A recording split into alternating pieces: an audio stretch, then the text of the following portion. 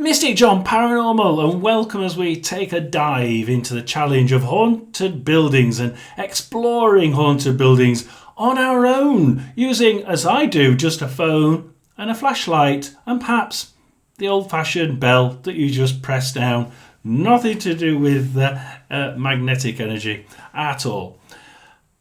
Solo ghost hunting is a concept that's been around since before we've had videos. In fact, before we have the digital cameras. So it's been around a while, and people used to do it purely based on the fact that they wanted to know more. So they'd hear about a place, they'd go and have a look at it, and they'd take a pen and paper and they'd write down what they see, what they hear, and they'd go and tell people of the amazing things that happened on their investigation. As we've got more digital, of course, it's got a little bit more complicated, hasn't it? Because people use it now as a form of it's a form of thrill seeking, and paranormal enthusiasts enthusiastic about trying to prove that the spirit world exists. The idea of venturing into the unknown and being alone, that excitement of not being able to sort of rely on someone else's energy at the side of you to like, calm down. It's just that enthusiasm for thrill, the thrill of the ride, like you would on a roller coaster, isn't it? The exhilaration and the fact that you could get jump scared at any minute. That's what really brought a lot of people into the solo ghost hunting realm. Now, don't get me wrong, it can be, or it used to be, but a lot of this was fake and a lot of it was made up. And as we've got into the realms of real paranormal, we realise that not an awful lot happens. So what's the issue with solo ghost hunting? Well, when it comes to solo ghost hunting, the biggest issue is safety. A number of people are now looking at investigating derelict buildings, buildings that are out of use but seem to have absolutely amazing furniture in them, filled with furniture and equipment from decades ago, and they've not been cleared out, not been sold, not been handed on to relatives. And you go in there and it's a snapshot from history. It's as much an interesting historic journey through that house as it is a ghost hunt. And then they stop and they start to ghost hunt. However, safety has to be the one thing that we look at here. Drippage. There we say it. But water ingress from the roof falling in, the floors falling in. Everything is so dangerous nowadays. If you go into a derelict building, you don't know what the state is until you go in there quite often. And sometimes you see the warnings on the outside, but it's a great building, and you go in nevertheless thinking, it's a partially derelict site due for demolition. Shall I go in it? And they do, and they look around. They suddenly have to assess the risk of what they're going to do. So on top of that thought of safety, I mentioned the goods that are around you. It's your responsibility as a ghost hunter, a paranormal investigator, not to start stealing and taking things away. This is, of course, theft. Even if it is derelict, that somebody owns that somewhere, and it is indeed theft. And if you start taking goods away, who's to know what the spirit realm is thinking about you as you steal something from their house? It's not a great idea. It really isn't. Don't go upsetting the spirit realm, whatever you do. So it's about having the nous not to disrespect people's property. It's about responsibility and making sure you're safe as you go around. The location is absolutely critical, but your safety is too. One wrong move and you find yourself alone in a place that you can't get out of and you've fallen through the floor. Who's going to find you? It's a derelict building. So being on your own in a derelict building is a lot more dangerous than if you're in a pair, because at least then someone can go off and call for help. On your own, it's a lot more difficult. So there we have the main issues. But then There are a lot more other issues. You've got a lot of equipment with you, and trying to carry it around and trying to distribute it around that room that you're in, even if it isn't a derelict room, if it's a normal house that isn't derelict and somebody's asked you there, carrying the equipment around is actually quite difficult, because we often have a lot of equipment to carry around, and one person to carry that takes time. So you've got to think about moving the equipment around the building. And if it's derelict, it's even worse, because these places are quite often very big. And because of the clutter, you could quite easily miss the fact that you put that small, in my case, a GoPro perhaps, in the corner to just sit there as a lopped off camera. You forget about it. It's in the middle of the dust and the debris. So it's very dangerous as far as your equipment, because you could very well be leaving it behind, or just forgetting about it as you're going through the investigation. So that too is quite difficult. You've got to be able to think things out as you put them out and as you gather them, and think, right, where am I going to use this bit of equipment? Where am I going to use this bit? It's a lot more complicated than if you've got two people. Then we go on to the investigation, and the investigation is just as fraught. And the number of times that I've been on single investigations just to try out whether this would work, and I've not heard a thing. And then when I've gone on the last one in the hotel, I've not heard anything. All of a sudden, Val mentions, oh yeah, I heard a knock over there. Did you hear that? Two pairs of ears are a lot better than one. Two pairs of eyes are a lot better than one. I'm looking in one direction. The noises were always coming from behind me. So the other person can always look behind you to make sure you've got a 360-degree coverage, which is a lot better than having you concentrating on that corner, because that's where you think it's most likely that you heard the last knock, and all of a sudden it's behind you. You don't see it. You've not got a camera on it, but the second person could have one. So the investigation side of it is also a little bit fraught with missing things. So the second person can always help you with what they've heard. But also, a second person can also help you hold things, carry things, those extra batteries. The first thing that goes, believe you me, when you're in a single ghost hunting situation, is the batteries. You will always keep the batteries. Oh, well, perhaps that's extra weight that I really can't cope with. I've already got a bag full. If you're going to take something out, quite often, it's one or two bits of equipment. It's like that camera, the batteries, and quite often, the extra batteries, you just cross your fingers and hope that you're going to have enough power to go through the entire investigation. And if it doesn't, you're cut short. And realistically, if you'd have had a second pair of eyes, it would have been better. Also, the jump scares. Then you make yourself scared because you're alone, because it's dark, because you're hoping for a jump scare, aren't you? You're hoping for the door to move. You're hoping for a huge bang next to you as the door slams shut. Most of the time, real paranormal, it doesn't happen. Most of the time we see it on single paranormal solo events.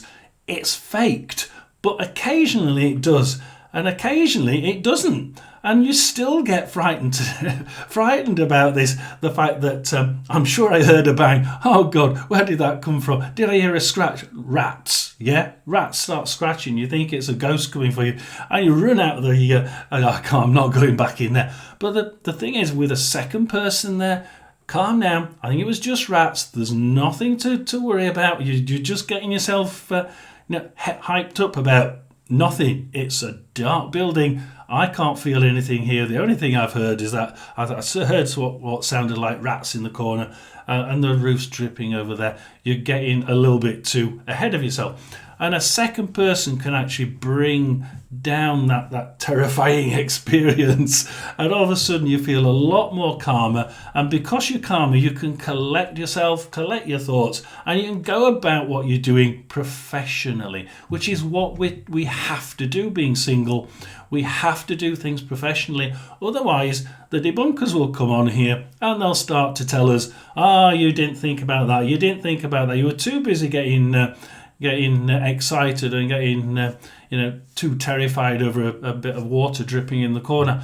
So we do have to be as clinical and professional as we can. So slightest noise, slightest vibration sends your heart racing, and a second person can always calm you down a little bit, can't it? So, but despite all the challenges, solo ghost hunters are using some incredible techniques and tools, and often nowadays we're going back to basics, and they're actually really easy, simple things to put out there. Yes, we can use the software side of things if we want, and often, some of those apps, although debunkers don't like them, I've seen one or two of them produce some very interesting results. So we can, if we're tech savvy,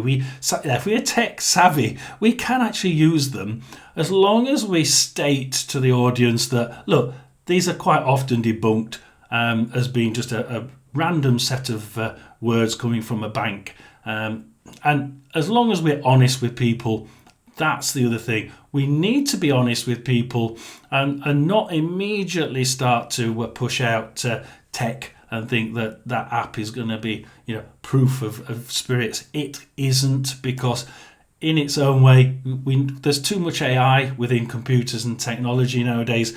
It can always be just the AI that's creating it, listening into what you're asking, and then producing an answer for you. So, and looking at GPS of where you are. So, you're at 30 East Drive, that's the Black Monk. It comes up with it. And EVPs, we can try with EVPs. Great, how use the microphone. I do it on my own. Use the microphone, and I try and blow everything up, sound-wise. But try not to use pareidolia. Pareidolia is so easy. And then when you go to the editing side, please don't put up the as a single ghost hunter, stop putting up the sound and putting up the word that you think it is right on top of it. They shouldn't come up together. So the one mistake that single paranormal people do is they push the pareidolia side of things so that it sounds better. If you put up I died here right over this the pareidolia will automatically come in play, and your listener will think, oh, it did say I died here. Try not to do that, because that's going to just get you shot down by multiple people, and you really do need thick-skinned to be thick-skinned in this industry. And that's the other thing, being single and being is really pushing it. You're trying to be thick-skinned as you can. If you've got two people in your paranormal group, at least one can pull the other one back and say, calm down, they didn't like your video, they didn't like that bit of it. We don't have to respond in such a fire manner. So two people can help in that realm as well. Now, don't get me wrong, having two people will stop you from getting too irate and in too much of a panic. However, if you're going to do it for YouTube, you need a little bit of shock element in there to keep people watching. People probably turned off here by now. Why? Because they're thinking, I know everything you're saying. You don't, not till you've got to the end. But, there will be people who don't stay on. Why? Because you need that shock element quite often. And, hell, it's dangerous, this. Right, I'm turning off. But there's more to it than just it's dangerous. There's more to it than people pulling you back. You need to have that little bit of leeway. And actually being single, being on your own and being solo, if you can pull yourself back a little bit on your own without the other person, it gives you the ability to push what you're feeling and push that sense of fear and almost panic, but not quite, into the camera, and it keeps people drawn to what's going to happen next. So being single actually can be completely the other way around. It can be the most amazing producer of really spine-tingling content if you do it right and you don't go over the top. And by over the top, I mean something like the Paranormal Twins, where you're, dude, bro, demon, and it's so bad acting and so over the top that it doesn't keep them enthralled. It just makes people laugh.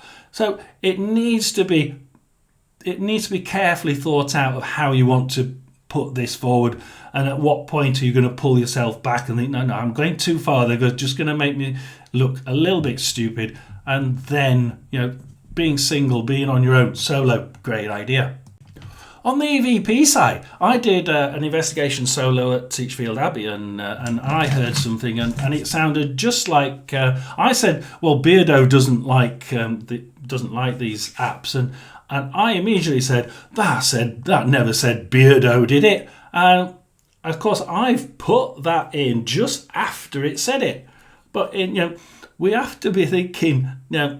Being single, it's very easy to start to explore EVPs and get this pareidolia in there. So how much of it do we want to put in, and at what point do we start to try and is it ethically correct to put in what we believe that said in the first place? Perhaps we leave it, do it as a premiere, and ask people there. Usually, as a single person, I would go with we play the EVP and we put it there straight after. And if you're a single person, there's only you listening to that afterwards in editing, so there's only your view on what that actually said. Quite often, a second or third person listening to it at the same time, it can give you I thought it was that, and you can try and work out which one it was, or even put all three versions of it on top. Well, I thought it was this, Jeff said it was that, and Mary said it was this, and you can let the watcher, the listener, make their own mind up. And they like that. They like to be given a little bit of leeway on make your mind up. I did that with a couple of things. I did a little bit of EMF detecting using my tablet at the hotel. You'll see I produce a lot of information there, a lot of proof, possibly. And then I'd say, it's not proof, it's up to you guys watching this. What do you think? And you give them that ability. So as a single person, it has to be planned out, because you might think it's almost really good proof, but somebody else, if you had two people, they might say, yeah, but it's obvious what it is. It's not what you think. So being single can be very difficult. It can also be very, very rewarding. So in summary, what do we take from this all? Solo ghost hunting is certainly not for the faint of heart. You can get frightened on these things, especially when it's dark and the place is a little bit derelict and you're in fear of falling down some big hole or being dropped on by some big piece of wood from the roof. So you do have to be very careful. So you have to be in the right mindset before you go in, so that you've got your safety first thought in there, and so that you're expecting the unexpected, because it's dark, bangs and knocks are going to frighten the living daylight out of you, and hopefully they don't literally do that. So you have to have that correct mindset when you go in there. You know what you're thinking about, you know what you're going to try and do, where you're going to put your equipment, what equipment's going where. Remember, safety first, always safety first. Be prepared for the unexpected, and be prepared for those little bangs and taps that aren't paranormal, but they're going to frighten the living daylights out of you. So you can do it, but you have to be very, very careful.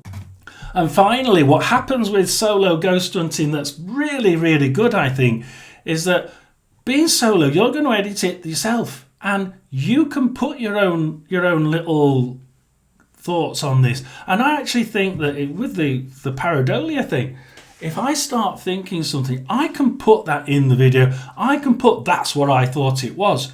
Quite often when you start discussing this as a team of two or more people, things get dumbed down. They get pulled down a little bit, and they say, no, I don't think that is. I don't think we need to include that. I don't think that was just water.